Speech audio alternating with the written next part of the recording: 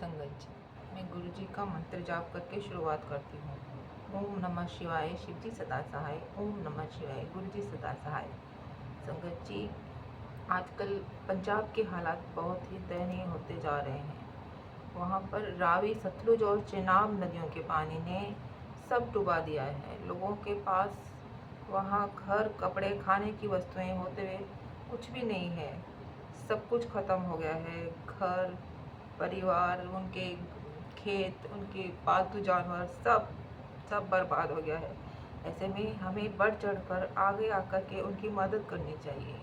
हमारी छोटी सी सेवा शायद इस समय हमें वो मौका देना चाहती है संगत जी, जिससे हम लोग उनके किसी काम में आ सकें। ऐसे ही सेवा की एक कहानी मैं आपको सुनाती हूँ। ये कथा भी पंजाब की ही है। एक बार एक साधु महापुरुष थे जो बहुत फेमस हो गए थे। वो इतने महान महापुरुष थे। एक पिता और पुत्र थे। उस टाइम पे पिता ने नहीं, लेकिन पुत्र ने उनको जब देखा कि सब ज़्यादा से ज़्यादा इनकी सेवा कर रहे हैं, अपने अपने घर में बुला रहे हैं और बढ़ चढ़ करके उनकी सेवा भी कर रहे हैं, तो पुत्र ने उनको अपने घर आने के लिए बोल दिया।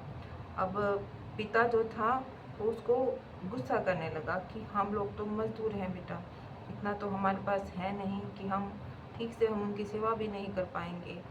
तो जिस सेठ से उन्होंने पैसे मांगे थे, उसने पहले तो हाँ भर दी, लेकिन बाद में उसने मना कर दिया।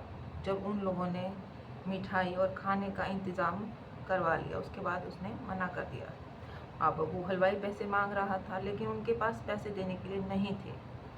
उन्होंने उसी सेठ के यहाँ चोरी करने की सोची।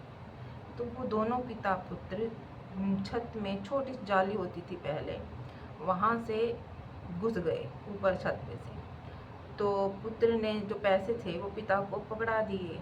अब जब वो निकलने लगा रात को, तो गर्दन ही बाहर उसकी निकल पाई और धड़ उसका फंसा रह गया, नीचे लटका रह गया। तब पुत्र ने कहा अपने पिता को कि गर्दन काट कर अपने साथ ले जाओ। अब साधु महापुरुष थे जो अगले ही दिन आ गए थे, उन्होंने कहा कि अपने पुत्र को बुलाओ, तभी मैं कुछ ग्रहण करूँगा। तो जिसने मुझको बुलाया था उसे बुलाओ पहले। तो पिता ने कहा कि वो तो सो रहा है। तो जब वो महापुरुष अंदर आए, संत अंदर आए और आवाज़ लगाई, तो सिर के साथ धड़ जो था ना, वो अपने आप ही जुड़ गया, सब ठीक हो गया, वो जीवित हो गया। तो संगत जी, ये था नदर का परिणाम, सेवा का परिणाम, जिनसे दुख जो थे उनके वो सुखों में बदल गए। तो जब प्रभु नदर करते हैं तो सब कुछ ठीक हो जाता है। हमें भी गुरु जी से कहना चाहिए कि जैसे कोरोना का पेंडेमिक था, उन्होंने कृपा करी थी, नदर कीजिए हम पर, ऐसे ही पंजाब पर भी करें और दिल्ली के यमुना पार इलाकों पर भी करें जहाँ ऐसा ही हो रहा है। ऐसे तो थोड़ी देर की घटाइए, ये जो पंजाब पर छाई हुई है, इस एक दिन सूरज निकलेगा। हमेशा अपने आप को पॉजिटिविटी की तरफ ले जाना है, पॉजिटिव विचार सोचने हैं अपने मन में, नेगेटिविटी नहीं लानी है।